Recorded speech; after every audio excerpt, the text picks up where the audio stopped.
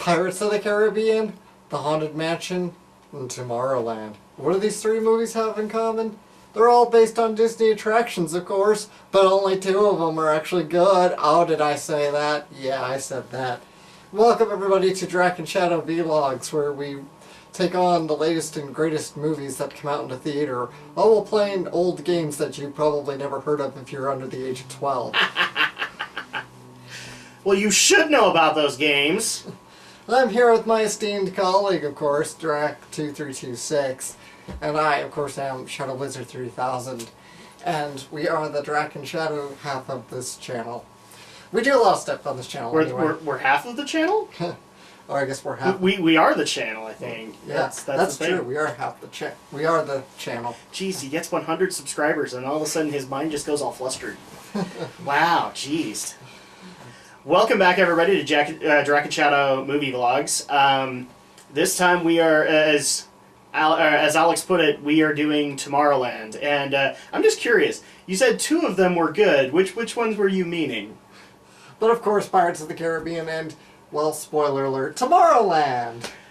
Because nobody liked the Haunted Mansion with Eddie Murphy. But see, are you just counting the original Pirates, or are you counting the whole thing? Just the original. Okay, alright. Based off of Disney rides. But hey, we've got It's a Small World coming soon. Oh my god, are you kidding me? Yeah, we covered this on Geek News. Oh, we probably did, and I just forgot. Yeah. No, I didn't forget. I blocked it out of my mind. That's okay, we all did. Yeah, John Turteltaub is working on It's a Small World. So, there you go. I've blown you guys' mind. So yeah, we're here to talk about Tomorrowland, and I think a good place to start here is, first of all, I don't know if we're going to be going into spoiler territory, because the plot is kind of weird. It's kind of hard to sum up, really. Yes, but we'll put up a spoiler alert just in case, but we're probably not going to go too much into the plot, because the plot is... Well, the plot is really kind of the standout part of the film, so we might go into a little bit here and there, but we're not going to go, like, scene by scene or anything like that. So I guess a good place to start was when we were doing reviews last year, and we first saw the trailer for this. I think you and I both kind of looked at each other and went, "This is an interesting idea, but we're worried that Disney will F it up." Yeah. And so we both just kind of looked at each other and said, "Well, we'll probably see it, but we don't have high hopes for it." Especially since it was Disney and it was based off of, not really a ride, it was based off the entire area of Tomorrowland in Disney World. So, and on top of that, I mean, Disney isn't, I hate to be the guy to say it, but Disney isn't exactly what it used to be. And when Tomorrowland was conceived by Walt Disney, I don't really think, maybe Michael Eisner did, but I don't think anybody past Roy and Michael really understood the vision of Tomorrowland. And so at that point we were like, this is going to be bad. I mean, last time I went to Tomorrowland, I don't remember how long it was ago, it was when I was a small kid, but a lot of it was still kind of based on the ideas of the future as seen by the ideas of people in the 50s and 60s. Yes.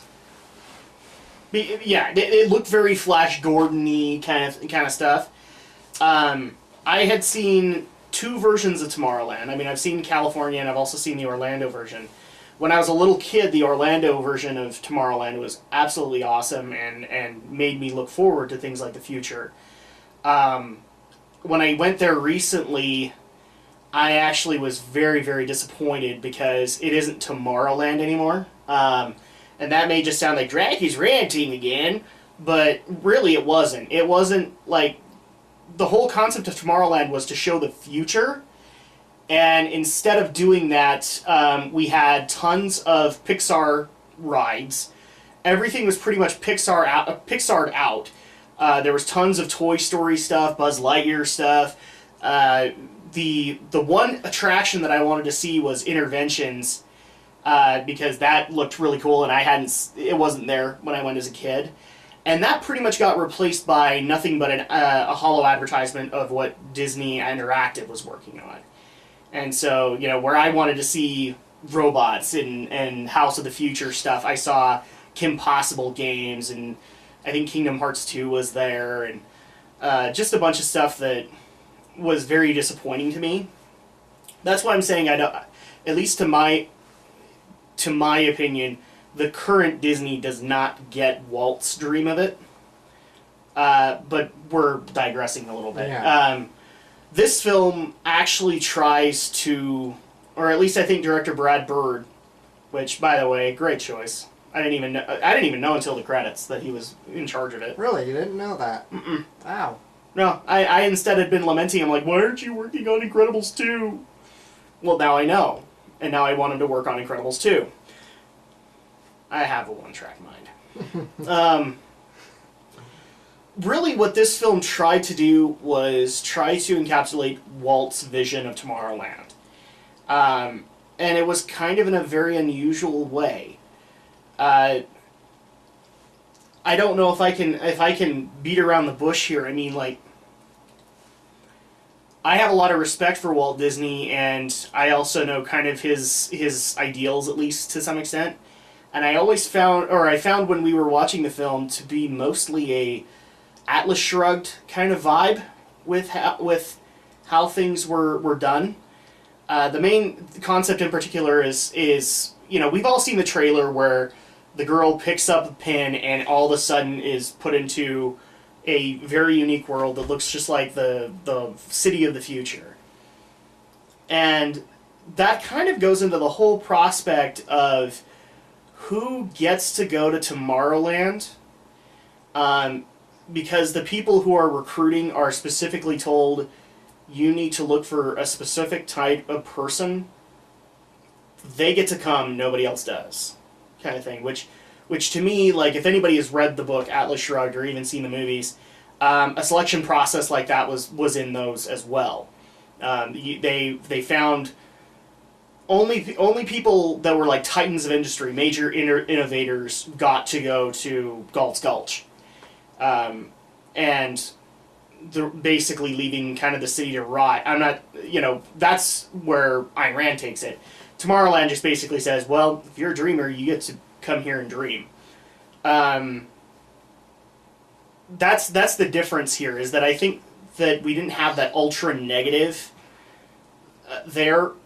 Here it was just we focus on the dreamers and getting them to Tomorrowland. Most of the film focuses on Casey Newton, played by, I think it's Britt Robertson, and how she's really much a standout student. She's the daughter of a NASA engineer, and NASA's, going belly up, and she's constantly showing that she's got an aptitude and a mind for these things, and always is looking to fix problems. In fact, one of the things that I found very ironic was, because this happens, I mean, we've been in school, we know this happens, she's just in classes where worst case scenario is just being pumped into her moment after moment. You had one teacher that was saying, terrorism is here, terrorism is there. The next one was on the polar ice caps melting. Right. We went mutually assured destruction. Yeah, then the polar ice caps, and then and global warming on top of that. And then the third one was like every post-apocalyptic novel that anybody's read is coming to pass. The self-fulfilling prophecy, like Fahrenheit 451, 1985, or was it 82? I should know. 1984. 84. There we go. And the best part is like they go to the teacher, and then they'll go to her, and she is just holding her hand up, and she's having like that moment that we've all had in elementary school where you really know the answer, and you're just like holding your hand up, and she's not noticing, and then finally one of the teachers notices, and the first thing she asks is, "Can we fix it?" And the teacher's flabbergasted. He doesn't have a response. Which is funny because, the teacher that I actually recognize this teacher, he was the doctor, or at least for the first couple of seasons in Stargate Atlantis, and so I knew that spaced out look, because it's always that look of, what, are you expecting me to do the impossible again? And he had that exact same look, and I thought that was absolutely wonderful. But yeah, she asks, "Can we fix it?" And he is literally saved by the bell. He doesn't have to answer it. So at that point, we also find out that she's she's against NASA taking down rocket platforms and stuff like that and tries to stop it.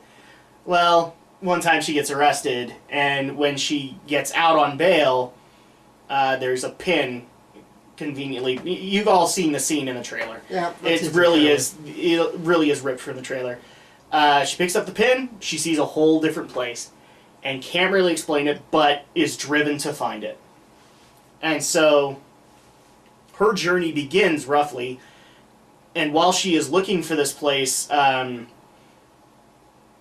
she literally goes to, the place is called what, Blast from the Past? Yeah, and it was all like retro. Dude, that was the best shot. People are going to just smack Disney upside the head, because like even I was, and I think a couple of other people in the audience were just like, "We get it. You own Star Wars. Get over it." Okay, dial it down. Dial it down, Adam. Because. But it didn't just, in fairness... Yeah, there was, well, like 80% of it was Star Wars memorabilia. There was a shit ton of Star Wars stuff, and there was other stuff. Yeah, the Lost in Space robot, the robot from The Day the Earth Stood Still. I noticed... also the robot from Forbidden Planet. Right, Forbidden Planet. And I noticed, briefly, it's a blink and you'll miss it, a poster from The Black Hole, which is a 1970s movie from Disney. Yep, and then... Most of it was Star Wars related stuff, but we had stuff here and there of other sci-fi. I mean, like in the back, we actually had a Flash Gordon. Was it a mannequin with an outfit on? I think so. Yeah. Yeah, it wasn't like a lifelike statue of Flash. I also found it funny that there was a lot of Disney Pixar stuff. There's actually a shelf there with a Mr. Incredible. You know, at the beginning of the movie where he has the blue and black uniform. Perfect, Redbird. Yeah, exactly. Well, I thought that was the Brad Bird reference now that I think about it. And so she kind of gets a little bit more into the pin and what it might mean, which is basically what would happen if artists and innovators were not impeded by politics or by anything. And that's why I kind of got the Galt's Gulch kind of vibe. Is that it's very selective in that prospect. It's basically saying, okay, well, if you go to this place, the middleman is completely cut out, and that is a wonderful thing, at least to me. You know, I'm a horrible capitalist that way. But then she finds out that apparently these are not, or the people who own the store aren't her friend. Instead, they are looking for the person who actually is giving the pins out, and it turns out they're robots. Yep. Not explained, but yeah, turns out they're robots.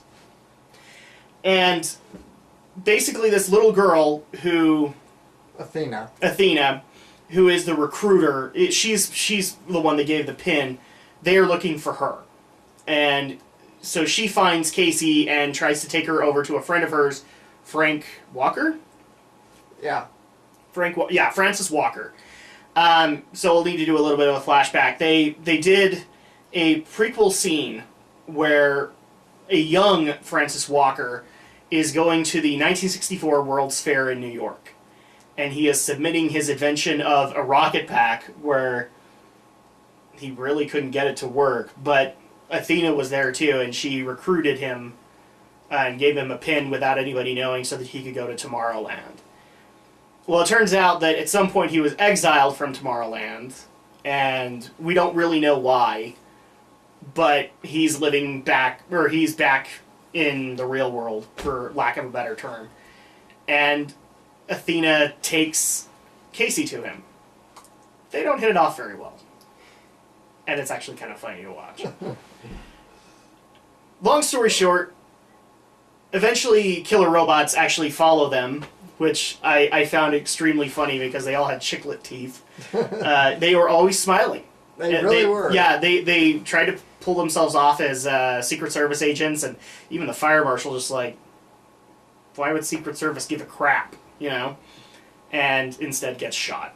And, well, disintegrated. So Frank then takes Casey and Athena to Tomorrowland. And then they find out that there is a overall problem, which Frank has been monitoring the entire time. Apparently he created a machine that can literally see into the future and also into the past. and he has seen the end of the world, so to speak, and doesn't know how to fix it. Hence why he was it's kind of why he was exiled from Tomorrowland. Or he lost hope or something. We're not sure. But they think that Casey can actually fix it. And she really doesn't. But they kind of realize that maybe because they know of this one possibility of a future that it's literally being broadcast as a self-fulfilling prophecy to everybody on Earth. And at that point, the villain villain for lack of a better term, he really isn't a villain. Not really. Played by Hugh Laurie, which was amazing, by the way. Hugh Laurie actually got to play somebody British. Yeah, Hugh Laurie got to play British for a change. Who knew? Who knew he actually had a British accent? Oh wait, he's British. So he actually got to speak with this accent. Yeah, and it was lovely. You know, I did a little bit. I gotta digress for a second here, but. Mm-hmm. Of course, I knew. Where did I find out about Hugh Laurie? Through House, like many people. Sure. And I didn't know Hugh Laurie was British until, like, I think I saw him on the Emmys and him actually speak, and I'm like, oh wow, Hugh Laurie's British. Yeah. Anyway. No, that also happened when, because he's also in the Stuart Little films. Yeah. And so I remember, like, I didn't go see those films, but I remember catching him on, I think it was Letterman or Leno, and he was advertising the film, and he came out with an American accent, but then I think he actually came out and said, so is it alright if I speak British? And just shocked the entire audience. Because you would not have thought that. And instead he was talking like in his usual House demeanor. Yeah. And then he went all British and was like, holy crap, there's such a difference between American Hugh Laurie and British Hugh Laurie. So, yeah, sidetrack fulfilled. Because Hugh Laurie's awesome, and he's awesome in this movie. Yeah. We don't really want to call him a villain because he's not. Not really. He's kind of like the teachers. He's the embodiment of why the self-fulfilling prophecy is annoying. Because if all you do is adhere to the self-fulfilling prophecy, obviously it's going to happen. So I don't want to call him a villain because he really kind of isn't. But he's just kind of that whole viewpoint of self-fulfilling prophecy versus the dreamer, you know. Perfect example, again, is right at the beginning of the film. All these teachers are speaking doom and gloom, and her question is, can we fix it? How do we start? Instead of just focusing on what's going to happen, why don't you change it? And I think that's kind of this film's saving grace for me. Bottom line, tons of other action scenes happen, and Frank Walker, who has become a huge pessimist up to this point, then becomes an optimist. And in turn, decides to, after they've taken care of the whole self-fulfilling prophecy problem, to send out new recruiters for Tomorrowland. And to bring in innovators again, because, when we get to Tomorrowland, it's kind of destitute at that point. There really isn't a whole lot going on there.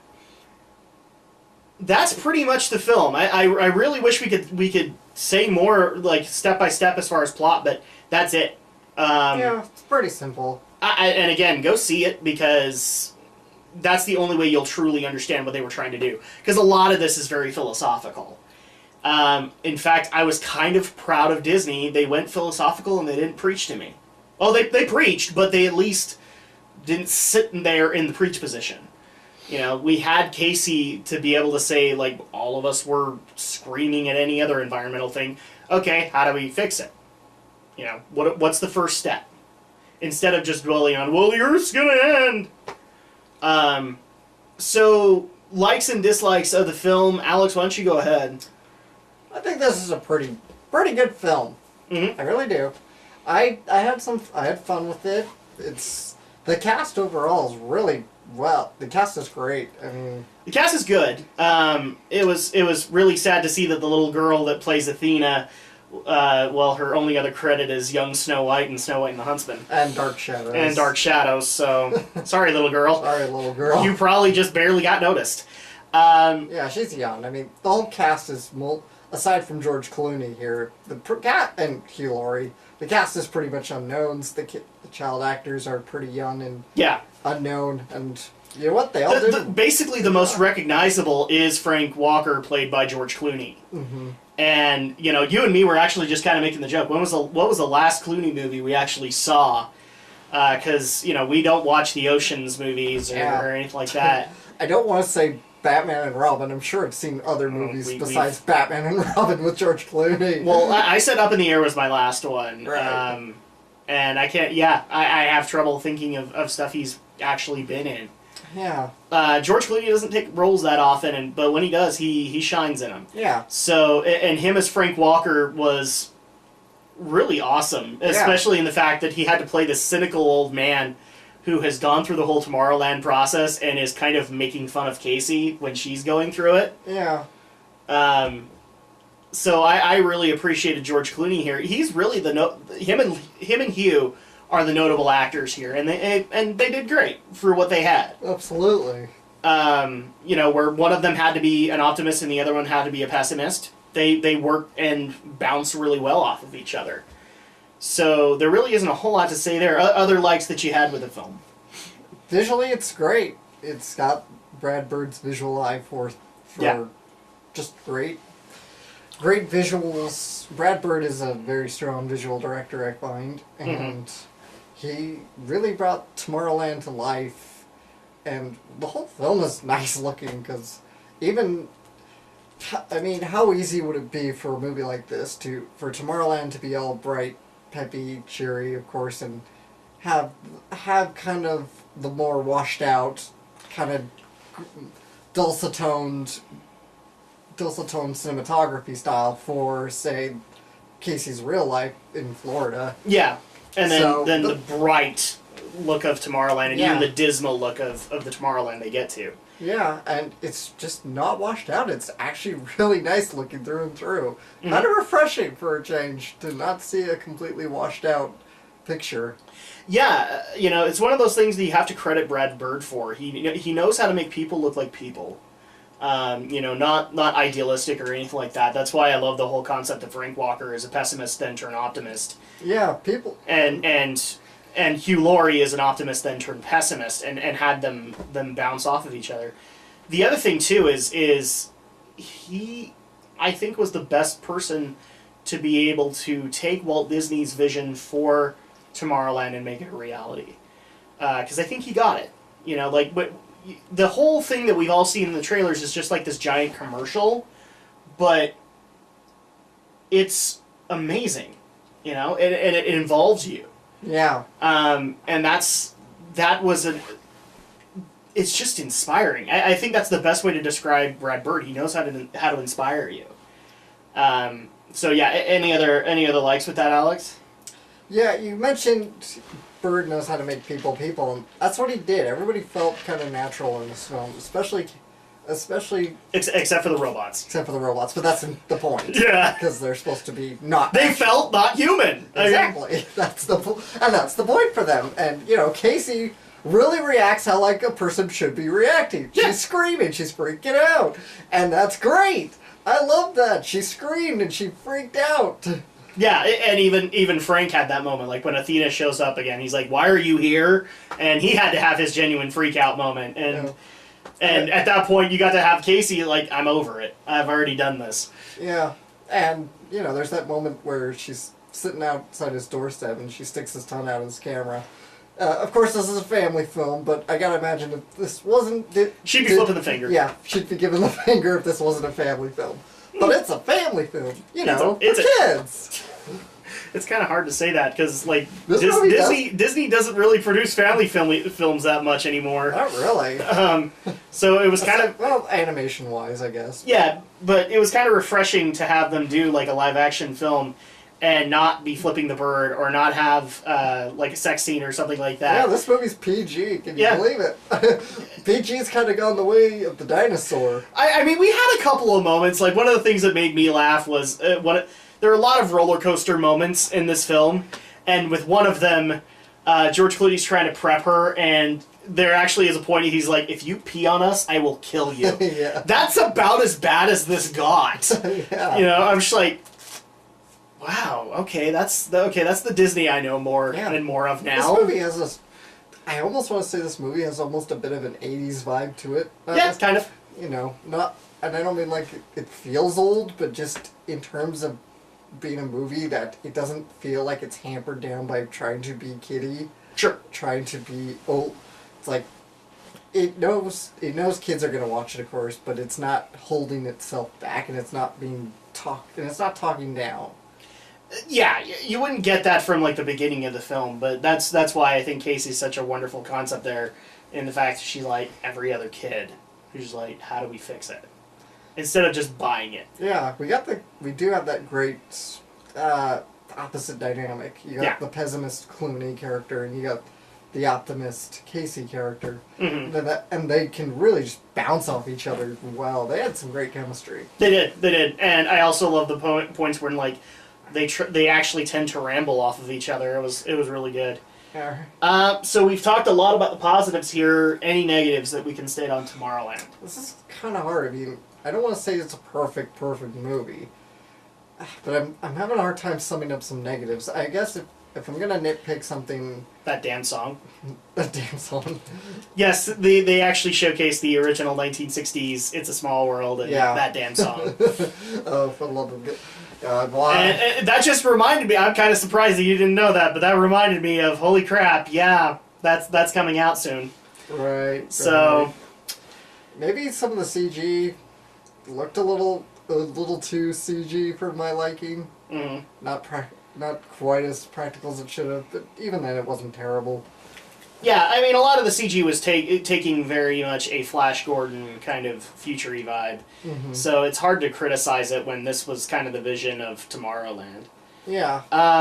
If I were to make a complaint, it is that it got preachy a lot of the time. It curbed it out, but it did get preachy. And the whole scene, we get it, you own Star Wars. We did not need to see a old school Luke Skywalker rebel pilot costume, then followed by an R2-D2, then followed by a life-sized carbonite Han Solo. And a stormtrooper. And it's just so much stuff. And of course, the shop owner wants to make a grand entrance and the Star Wars theme starts playing. Yeah, the Star Wars theme starts playing, but I thought it was funny that Star Trek cut him off. Because he's supposed to have the Star Trek door. So I was like, oh wow, Star Trek cut off Star Wars. I thought that was great. Yeah. Great humor, and also one of the things, I don't know if you noticed, but it was all original trilogy stuff, not prequel trilogy. Prequel, yeah. I wonder if Disney's trying to make a message with that. So, yeah, it's really hard to kind of nitpick anything aside from, like with films that do this, it got preachy. You know, and those weren't fun moments, but it evened them out enough. Even then, I wouldn't say it hammers you over the head. It's just... Oh, that classroom scene did it to me. Yeah, but that's kind of the point. I was about to scream, like, when she said, can we fix it, I was about to scream, thank you! Because it's just like, oh, evil, death, destruction, everywhere! So, yeah, but I can't really say that's a strong dislike. Actually, those classroom scenes were... Did you ever see Pleasantville? Tobey Maguire. Tobey Maguire.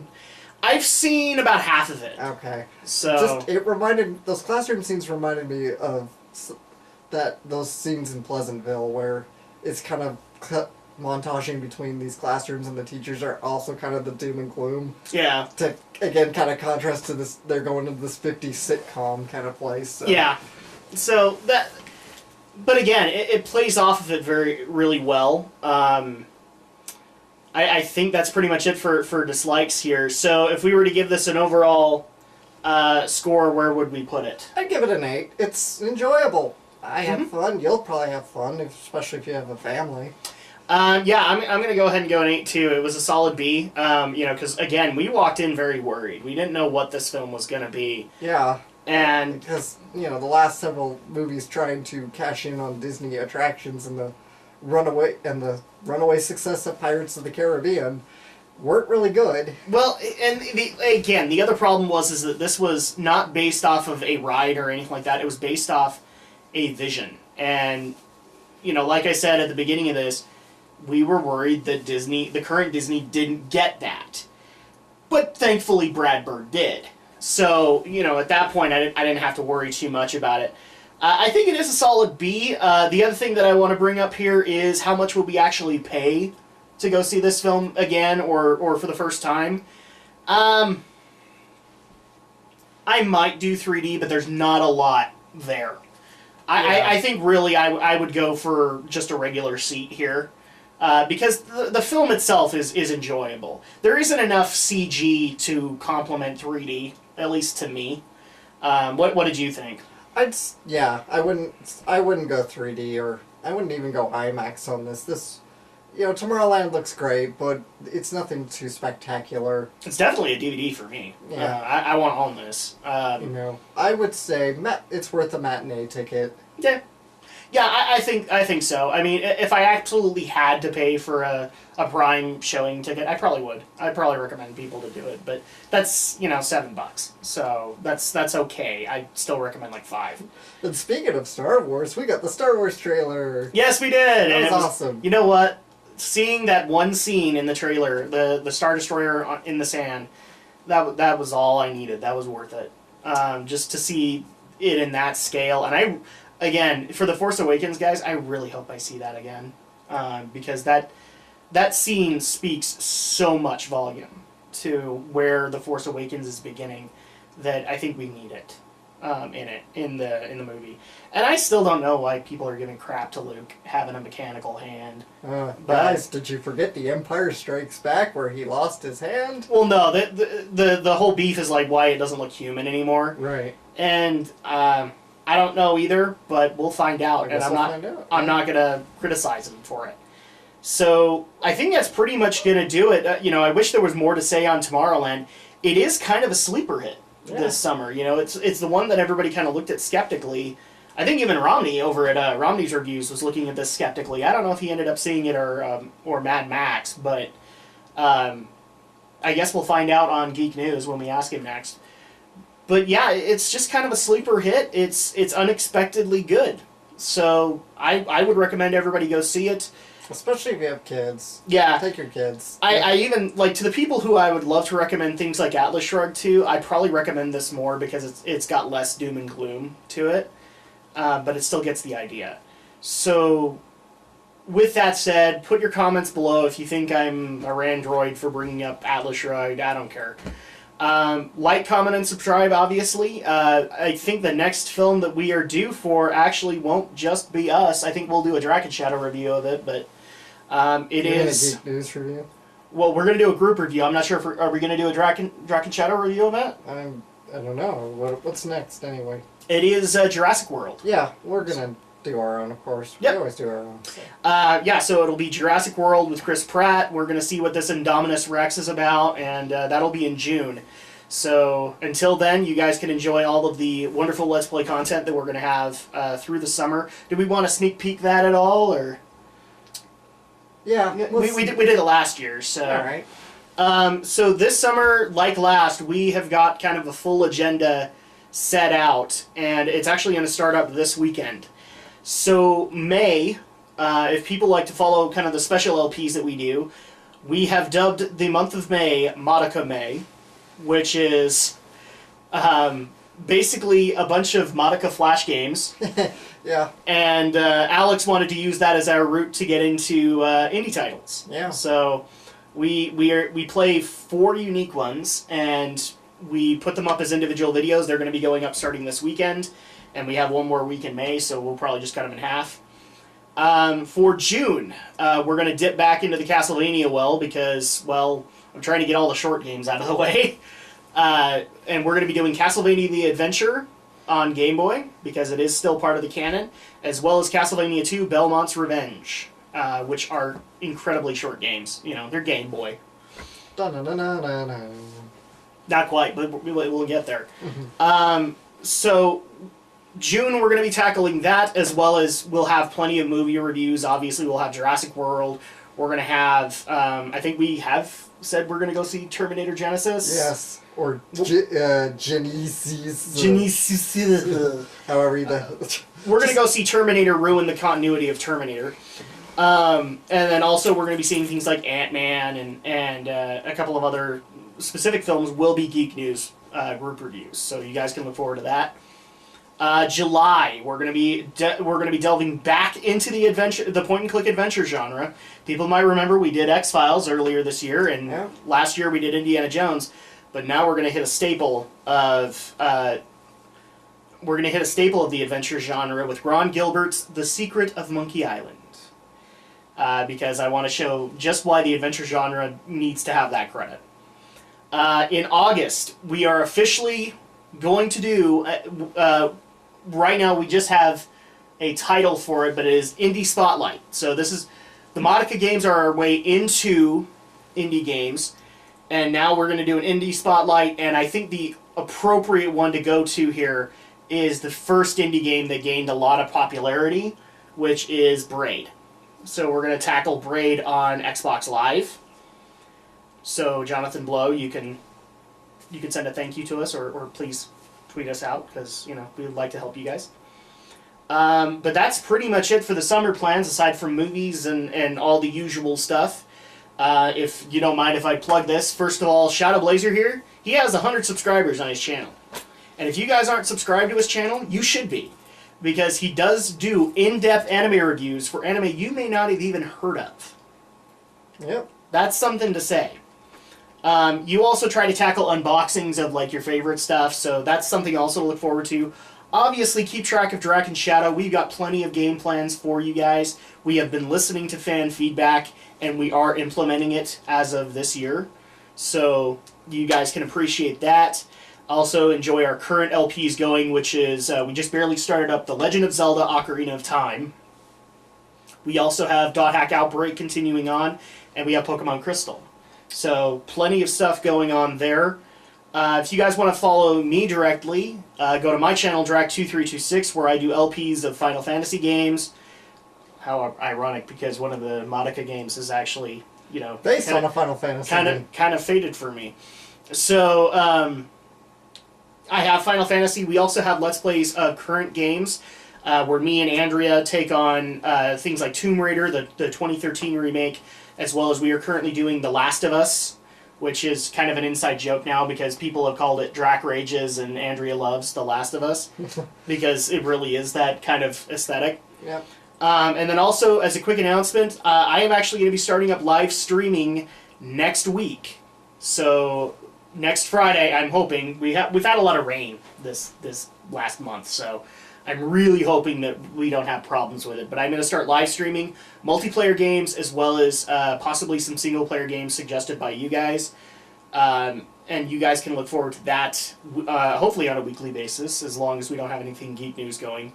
And then obviously we are half of the panel of Geek News Reviews and Opinions, a podcast that goes over the weekly events of the geek genres, whether it be anime, whether it be TVs, movies, comics, anime.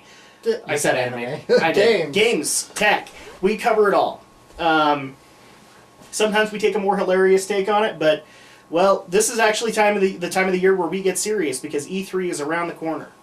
So, and we will be providing coverage of that. Although we'll be getting a wonderful spreadsheet going, a spreadsheet. That's officially what I'm calling it as of now. And obviously Romney's going to bring his unique takes on it. But we usually do those on Saturday nights at 10 p.m. Mountain Standard Time, which... Well, it's daylight time now. Mountain Daylight Time? Okay. We're in daylight saving time. Mountain Daylight Time. You'll take that out, right? Unless you're in Arizona, then you are on Standard Time. Yeah. So for people on the East Coast, it'd be like at midnight, but you guys can catch it the next day. And yeah, we'll also be keeping going the group reviews as well as Gaming with the Geeks. People have liked it, so I think we're going to keep it going. But I think that's going to go ahead and do it for our sneak peek. I don't want to go into the rest of the year, but we have plans for the rest of the year too. You guys have to wait on that one though. So until then, the next review we have is Jurassic World. And at that point, we'll be digging out our Jeff Goldblum impressions and our Sam Neil's and our John Hammonds and our Samuel L. Jacksons. Hold on to your butts.